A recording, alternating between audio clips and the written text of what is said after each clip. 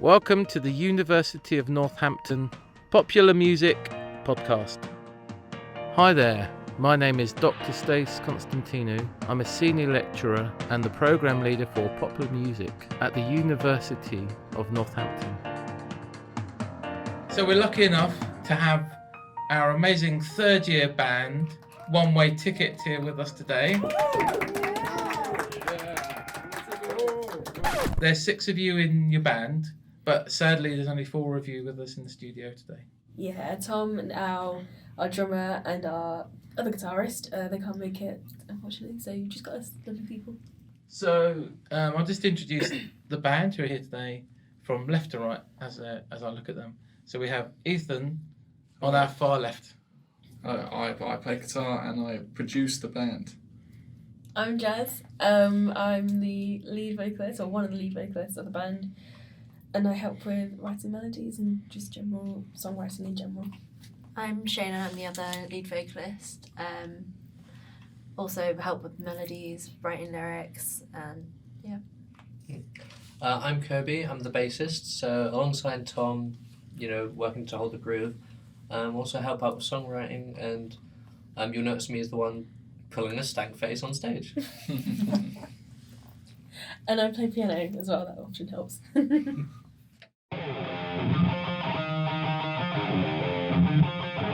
Okay, so what first got you into music? I didn't come from a musical family, but my parents have always enjoyed music. I've always been around, they've always been playing music. Like, I grew up on a lot of rock and roll. I started playing guitar when I was about 8, but didn't really grasp it until I was about 12 when I started listening to Metallica specifically. And that got me into just wanting to play like that. And I just really wanted to be James Hetfield, I'm going to be completely honest. That was my whole life at that point. I was in a very similar boat to him, Ethan. I didn't come from like a family of musicians or anything. Like, the most I know is my uncle used to be a DJ who I don't really speak to. But again, they did play music all the time. But it was really when I got up into about like my GCSEs that I started entering music. I joined like a musical club, and I encountered my tutor, who then from that point, pretty much up until now, has shown me through music. And I started off with stuff like Green Day and Muse and classic rock stuff. Then I started to explore heavier things in the vein of like Metallica. Then I also started exploring stuff like jazz. So I've developed quite a broad range of inspirations that I put into this band. I did come from a very musical family. All my family members are in the music industry in some kind of way. They either perform, they record, or they're just in the music industry as well. So I've always been around it as a little girl. I grew up being a roadie for my dad, who would take me to his gigs, and I'd be helping him pack up and set up his drum kit, and then we'd follow him around gigs and do stuff like that. And I was always around the vocalists, so I just gravitate towards them. And I'd watch how they controlled a stage, managed an audience, and then wanted to like imitate it in my performing and from running bands. I didn't think about from running bands until the situation arose, and I was like, well, this is my job now. But so like I adopted their methods and tried to put it into practice in my own stuff. Music, in terms of, I've been introduced to like a variety of things, so which is why I do a lot of different things, so jazz, funk, all sorts. But I kind of found heavy music like metal and Avenged Sevenfold specifically, and things along that vein by myself that wasn't really introduced by my family, so I found a liking towards it and wanted to get into it more. Yeah, I didn't really come from a musical background at all. My mum put me in piano lessons when I was 6, and then I swapped to singing when I was 14 and kind of just fell in love with it and was like, this is what I want to do, and hence why I'm in a band now. Yeah, I think I also had piano lessons when I was 5, and I think having that knowledge and like understanding music helps with songwriting and stuff like that in general. Yeah. So yeah. And we can thank all our parents and families for being supportive of us.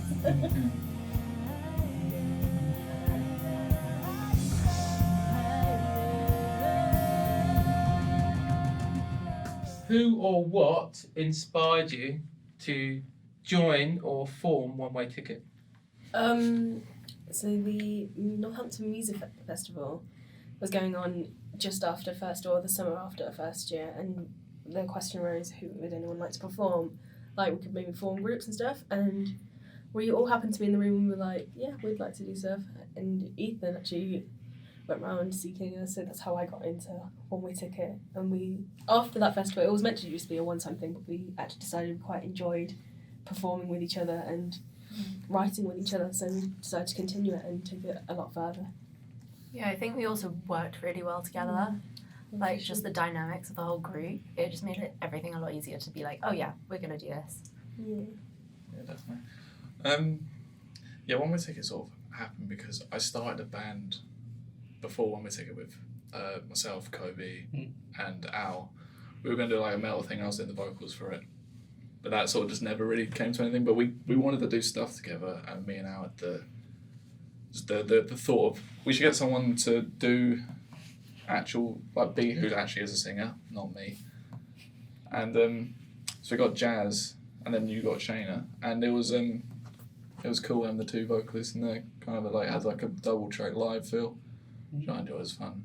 So it switched from metal to rock, but I think it suits us all. We all enjoy it. Yeah, because we can still very much like see and feel all those like heavy influences of like metal, like within our music. But it has been nice to see the gradual transition from starting really heavy, lighting up quite a bit, bringing them in a little bit, like same with like Tainted Lies.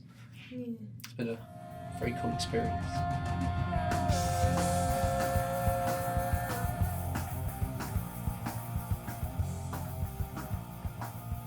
So, how would you describe the music that you typically play, perform, and create in One Way Ticket? I think it's more like hard rock with influences of other stuff, because all of our styles are quite different. So, for example, I came from like listening to pop and R&B and stuff, and then was led into the heavy metal and rock when I joined the band. So I think it's a lot of influences in there. I started off with some things like jazz, funk, R&B and stuff like that, and then discovered rock by myself, as mentioned before, and that kind of like intertwining both styles of singing really helps with a unique sound. And we've tried to incorporate that in both how me and Shayna work together and sing, having two contrasts that work harmoniously together, and then in terms of the songs in general, so having light and shade to create variation throughout our songs and our playing. So I was on kind of the opposite end of that spectrum. I started off, as I said before, very much with like rock, metal, much on the heavier side, and then started exploring much more like lighter styles of music, and so that kind of gave me a lot of like insight into the different ways the instrument can be used before kind of leaning back into the heavier stuff. I think it's Chris Wolstenholme, I think say his name, the bassist of Muse. It's been a huge influence on me, like with my bass playing. Yeah, me personally, I come from doing very much metal stuff, specifically metalcore, like Bullet for Valentine, Trivium, that sort of stuff. But I also have a very much a foot in sort of hip hop, which comes more into less so the songwriting that we do, more so the producing. The way I mix the drums is very much how I'd mix like a kit on a hip hop track. I just like the sort of feel that it gives. You can kind of see all of our influences, because I'm big into rock as well, like Motley Crue. You can see in like some of the songs there's a bit of a looser feel with the guitars, which gives you more of that rock element, but then I'll bring it back to that sort of very to the grid metalcore riffing sort of stuff. Just kind of bring in all the sort of tastes and aspects of all of our stuff. Just kind of bring them together, make it a nice little package. I think also having those influences, like how you swapped basically me and Shayna had, we've learned from each other. So we've learned different styles and ways of performing. It comes together for a varied musical genre sandwich. Yeah.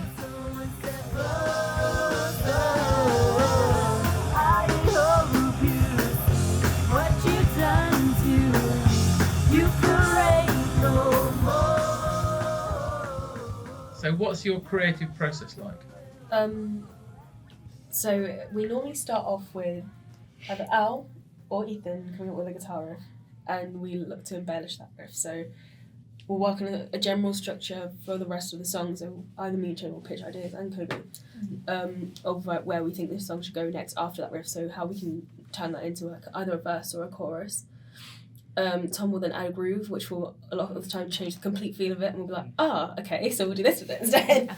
And then we'll work on melodies. I'll work on like a melody for the rest of the song, or for vocals. Yeah. And then we'll look at lyrics. It works because both me and Gina work on things together. It helps. We normally have the same feel. Like we could have two different interpretations of where the song's going, but then put that in context of the song and how the melody works with the lyrics is really good. It's really interesting. Well, we've come to that realisation anyway. Yeah. You say about the two interpretations with you two. It's the same with me and Al, because he'll say he writes something that's more cordial, but then I'll put something over that's taking those sort of cordial ideas and making it more riff heavy. But then when I write something, it'll be more riff heavy, and he'll take that and make it a cordial thing for like for where the song progresses, where it goes to, or things sitting on top of each other depending on the track. Yeah, that's just how it goes. So we all have our own little thing.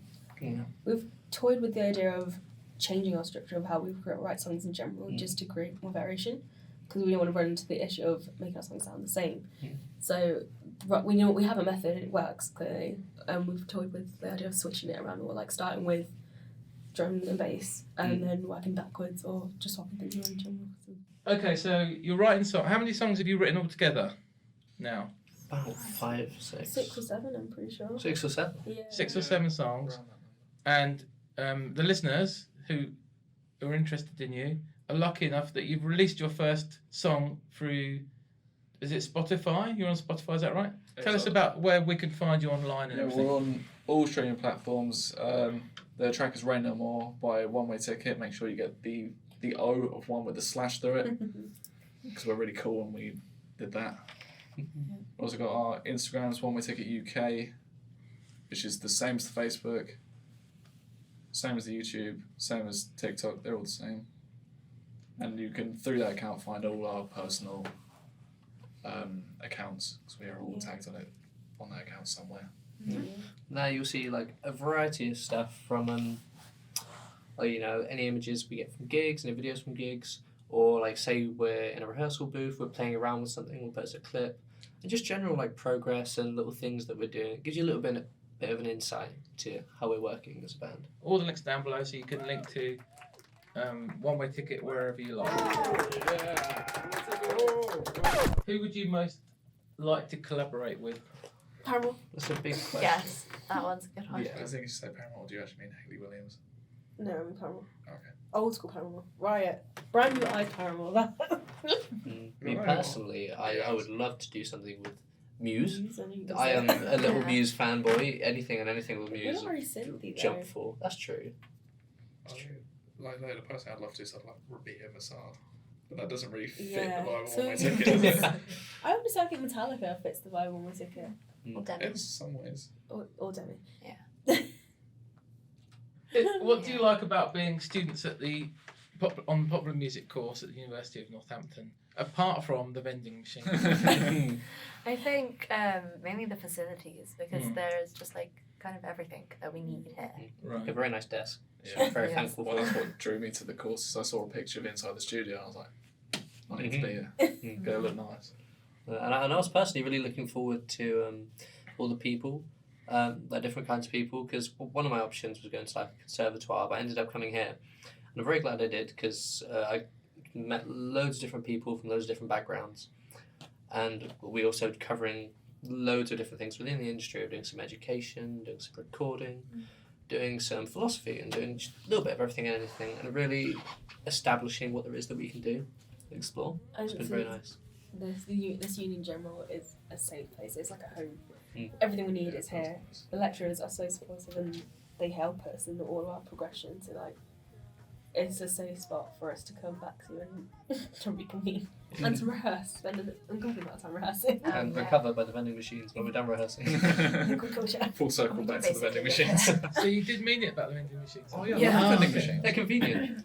Right, so where did you get the name for your band One Way Ticket? Well, I know that we were when we were doing the original festival, we were asked, do you have a name? And I just sort of said the name One Way Ticket because it just sort of seemed to be resonating in my brain at that time. So I just said it. But now when I've gone back and listened to other songs that I'm a fan of, I've heard the phrase One Way Ticket in those songs, and that's probably where I've heard it. And I've just kind of taken that, stole it. I'm so addicted to the flying. I love control. So One Way Ticket, you've got this really cool image developing. Tell us about that then. Well, that's me. I style the band. I'm the band stylist. I just thought on stage we should have a coherent look. So at the moment it's fairly simple, just mostly black, some whites and some sort of dark blues or denims. Just so we have a coherent look, and it kind of gives us, with that coherent look, kind of gives us that sort of rock and roll look instead of just we're a bunch of dudes who've come on stage and we're just playing together for funs. Well, we do play together for funs, but you know, there's also has a sort of almost like showmanship about it. There's something you notice with like other bands that have succeeded are doing well. They all have a coherent look between them, so we've tried to steal that. I think it also helped because we were all there like freaking out before gigs, going, "What do we wear? What are we wearing today?" Like just so we could actually match together. And then Ethan saved everyone. And I all tend to lean into the same kind of style of things. So having Ethan set kind of dress code puts a little bit more variety and maybe a bit more colour in my outfit because it tends to be all black and nothing but black. True.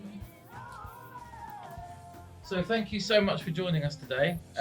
Before we go, have you got any up and coming gigs that we should know about? Yes, we're playing at the Black Prince on the 8th of December. We're supporting Mouth Culture, and we're also playing alongside Utopia Development Corporation and Moonhaze. Brilliant. Well, thank you all for coming. It's been a pleasure to have you in the studio. Thank you. Hopefully we'll have you again when you're all rich and famous.